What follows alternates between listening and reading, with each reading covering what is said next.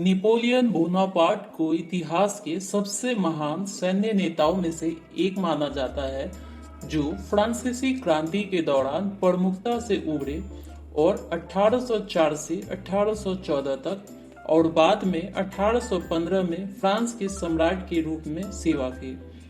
Napoleon को आज Napoleon युद्धों में उनकी 1803 से 1815 में उनकी भूमिका और 18 जून 1815 को वाटरलू की लड़ाई में उनकी कुख्यात हार के लिए याद किया जाता है। नेपोलियन का जन्म 15 अगस्त 1769 को भूमध्य सागर में कोर्सिका द्वीप पर फ्रांस के साम्राज्य के विलय के बाद हुआ था। उन्हें नेपोलियन प्रथम के नाम से भी जाना जाता है। उन्होंने अपनी स्कूली शिक्षा फ्रांस की मुख्य भूमि में पूरी की। बाद में वे सैन्य अकादमी में शामिल हो गए। बचपन में उनके साथियों द्वारा उन्हें काफी तंग किया जाता था और इस वजह से वो किताबों के साथ अकेले समय बिताना पसंद करते थे।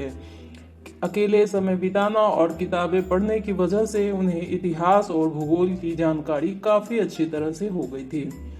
उन्होंने सन 1785 में सैन्य स्कूल से स्नातक की और फ्रांसीसी सेना में एक तोपखाने की टुकड़ी के दूसरे लेफ्टिनेंट के रूप में नियुक्त हुए।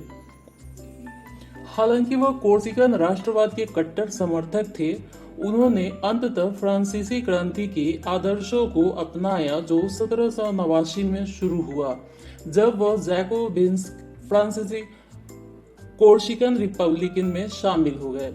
वह क्रांतिकारी सरकार के खिलाफ विद्रोह को दबाने के द्वारा फ्रांसीसी क्रांति के दौरान सेना में रैंकों के माध्यम से उठे। परिणाम स्वरूप उन्हें मेजर जनरल के पद पर पदोन्नत किया गया। नेपोलियन ने 1792 से फ्रांसीसी क्रांतिकारी युद्ध और अन्य यूरोपीय राजतंत्रों के खिलाफ लड़ाई लड़ी, जिनमें से कुछ युद्ध प्रमुख है।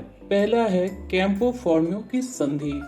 1797 में नेपोलियन ने ऑस्ट्रिया की बेहतर सुसज्जित और बड़ी सेनाओं पर विजय के लिए फ्रांसीसी सेना का नेतृत्व किया। फ्रांस और ऑस्ट्रिया के बीच हस्ताक्षरित कैंपो फॉर्मिया की संधि से फ्रांस के लिए क्षेत्रीय लाभ हुआ। नील की लड़ाई 1798। उन्होंने मिस्र को जीतने के लिए एक फ्रांसीसी अभियान का नेतृत्व किया, जो उस समय एक ब्रिटिश संरक्षक था। भले ही फ्रांसीसियों ने पिरामिडों की पहली लड़ाई जीती, लेकिन नील की अगली लड़ाई में उनका सफाया हो गया। उन्होंने 1798 में सीरिया पर आक्रमण करने के लिए एक और असफल अभियान का नेतृत्व किया, जो कि ऑटोमन साम्राज्य का एक हिस्सा था। मारंगो की लड़ाई 1800। नेपोलियन ने ऑस्ट्रियाई लोगों के खिलाफ फ्रांसीसियों को शानदार जीत दिलाई। इस जीत ने नेपोलियन को फ्रांस पर शासन करने वाले वाणिज्य दूतावास नामक 3 सदस्यीय समूह का पहला कौंसल बना दिया। सन 1802 के संवैधानिक संशोधन ने नेपोलियन को जीवन के लिए पहला कौंसल बना दिया, जो किसी तानाशाह से कम नहीं था। और फिर बाद में 1804 में उन्होंने नोट्रे डेम कैथेड्रल में एक विस्तृत समारोह में खुद को फ्रांस के सम्राट का ताज पहनाया। नेपोलियन युद्ध 1803 से 1815 ये फ्रांस और यूरोपीय शक्तियों के गठबंधन के बीच लड़े गए युद्धों की एक श्रृंखला थी। 1802 में नेपोलियन ने जिस शांति पर बातचीत की थी, वह अल्पकालिक थी, क्योंकि 1803 तक ब्रिटेन ने फ्रांस के साथ युद्ध फिर से शुरू कर दिया था और बाद में वे रूस और ऑस्ट्रिया से जुड़ गए थे। ट्राफलगर की लड़ाई 1805। ट्राफलगर में ब्रिटेन की नौसैनिक जीत ने नेपोलियन को इंग्लैंड पर आक्रमण करने की अपनी योजनाओं को छोड़ने के लिए मजबूर कर दिया और उसने अपना ध्यान ऑस्ट्रो रूसी सेना की ओर लगाया, जिससे उसने अपनी सबसे बड़ी जीत में उस वर्ष के अंत में ऑस्ट्रेलिस की लड़ाई में हराया था। आर्थिक साधनों के माध्यम से ब्रिटिश प्रतिद्वंदियों को हराने के लिए नेपोलियन 1806 में महाद्वीपीय प्रणाली के साथ आया, जिसने ब्रिटिश व्यापार से यूरोपीय बंदरगाहों को अवरुद्ध कर दिया। इसने रूसी और ऑस्ट्रियाई सेनाओं पर परिणामी जीत के साथ मिलकर एक महान सेनापति के रूप में नेपोलियन की प्रसिद्धि को मजबूत किया। नेपोलियन ने बाद के वर्षों में नए क्षेत्र प्राप्त किए, जिससे उसे यूरोप के अधिकांश हिस्से पर नियंत्रण मिल गए। पवित्र रोमन साम्राज्य समाप्त हो गया था और नेपोलियन के रिश्तेदारों और वफादारों को नेपोलियन द्वारा बनाए गए नए क्षेत्रों राइन के परिसंघ के साथ इटली, नेपल्स, स्पेन और स्वीडन में शासन के रूप में नियुक्त किया गया था।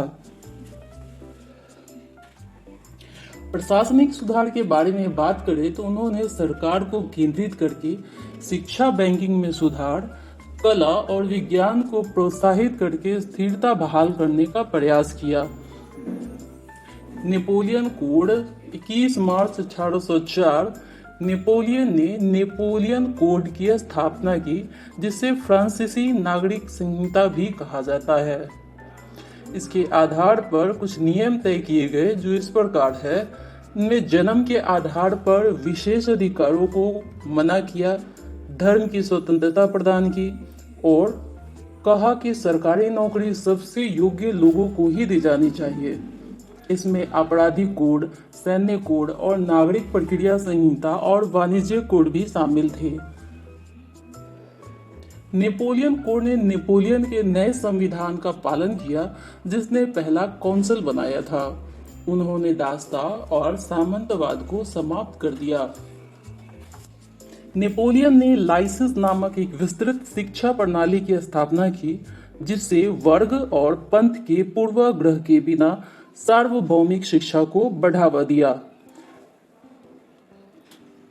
उनके व्यक्तिगत जीवन की बात करें तो उन्होंने 26 साल की उम्र में 32 वर्षीय विधवा जोसेफिन से शादी की थी। इस शादी से उन्हें कोई संतान नहीं हुई, जिसकी वजह से यह शादी अधिक दिनों तक नहीं चली। बाद में उन्होंने ऑस्ट्रिया के सम्राट की 18 वर्षीय बेटी मैरी लुइस से शादी की। उसने अगले वर्ष एक बेटे नेपोलियन द्वितीय को जन्म दिया, जो बाद में रोम का राजा बना। अब बात करते हैं नेपोलियन का पतन कैसे हुआ, इसके कारणों की समीक्षा करेंगे।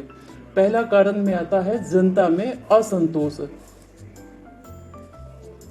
फ्रांसीसी क्रांति का उद्देश्य राजशाही को समाप्त करना था, जिसमें नेपोलियन ने बड़ी भूमिका निभाई थी। लेकिन जब बाद में उन्होंने खुद को फ्रांस के सम्राट का ताज पहनाया तो जनता उनके तरीकों से सावधान हो गई थी।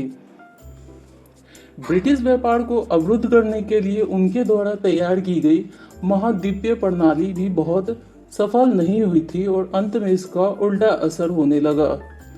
प्रायद्वीपीय युद्ध सन 1807 से 1814 यह नेपोलियन युद्धों के दौरान इबेरियन प्रायद्वीप के नियंत्रण के लिए फ्रांस की आक्रमणकारी और कब्जे वाली ताकतों के खिलाफ गठबंधन, स्पेन, यूनाइटेड किंगडम और पुर्तगाल के बीच युद्ध था, जिसमें नेपोलियन की हार हुई थी। रूस पर आक्रमण।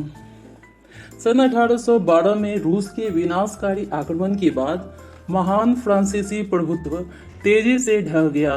नेपोलियन कई कारणों से 1812 में रूस को जीतने में विफल रहा।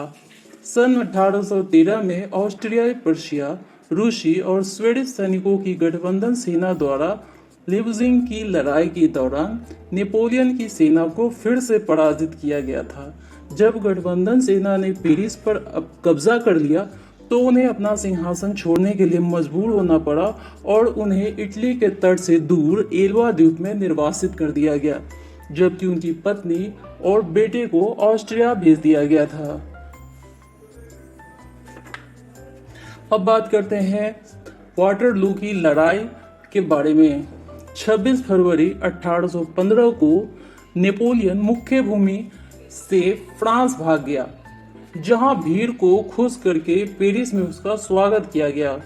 उसने यूरोप में खोई हुई फ्रांसीसी संपत्ति को वापस पाने के लिए एक अभियान शुरू किया। उन्होंने फ्रांस पर शासन किया, जिसे इतिहास में 100 दिन के शासन काल के रूप में भी जाना जाता है।